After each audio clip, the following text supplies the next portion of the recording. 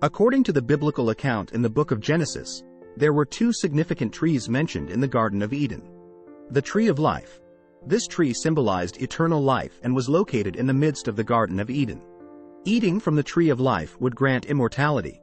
After Adam and Eve sinned, God prevented them from accessing this tree to prevent them from living forever in a fallen state. Genesis chapter 3 verse 22. The tree of the knowledge of good and evil. This tree represented the knowledge of moral distinctions and the ability to determine right from wrong. God commanded Adam and Eve not to eat from this tree, warning them that if they did, they would surely die. Genesis chapter 2 verse 16-17. However, tempted by the serpent, they disobeyed God's command and ate from this tree, leading to the introduction of sin and its consequences into the world. So, in total, there were two trees of significance mentioned in the Garden of Eden: the tree of life and the tree of the knowledge of good and evil. The presence and significance of these trees play a crucial role in the biblical narrative of the fall of man and the origin of sin and mortality in humanity. The two trees in the Garden of Eden hold significant theological and symbolic importance in the biblical narrative of humanity's origin and fall. Let's explore each tree in more detail. The tree of life. The tree of life represented God's provision of eternal life and was a symbol of the ongoing relationship between humanity and God. It was situated in the center of the garden, Genesis chapter 2 verse 9, and its fruit had the power to grant immortality.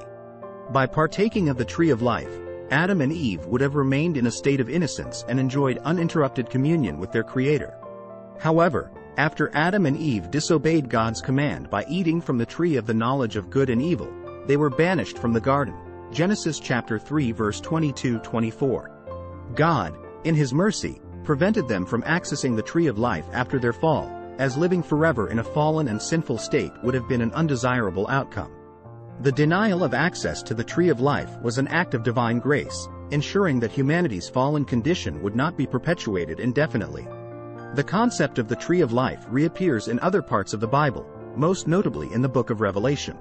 In Revelation chapter 22 verse 1-2, the tree of life is described as being present in the New Jerusalem, bearing 12 kinds of fruit and its leaves being for the healing of the nations, signifying the restoration of eternal life through Christ. The tree of the knowledge of good and evil. The tree of the knowledge of good and evil represented humanity's capacity to understand moral distinctions, particularly the ability to discern between right and wrong. God gave Adam and Eve the command not to eat from this tree, Genesis chapter 2 verse 16-17, as a test of their obedience and trust in His wisdom. By forbidding them from partaking of its fruit, God placed a boundary on their freedom, challenging them to submit to His authority. Tragically, Adam and Eve succumbed to the deception of the serpent, Genesis chapter 3 verse 1-7, and ate from the forbidden tree, choosing to define good and evil according to their own desires instead of relying on God's wisdom. This act of disobedience introduced sin into the world, rupturing the harmonious relationship between God and humanity.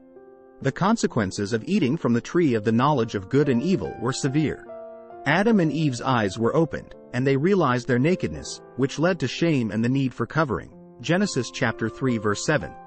They faced expulsion from the Garden of Eden, where they once walked in unhindered fellowship with God, Genesis chapter 3 verse 23-24. This event is often referred to as the fall of man, marking the beginning of humanity's estrangement from God and the onset of a fallen and broken world. The narrative of the two trees in the Garden of Eden holds deep theological significance, underscoring themes of obedience, free will, the consequences of sin, and the need for redemption. It serves as the foundation for understanding humanity's fallen nature and the need for reconciliation with God, a theme that runs throughout the entire biblical narrative.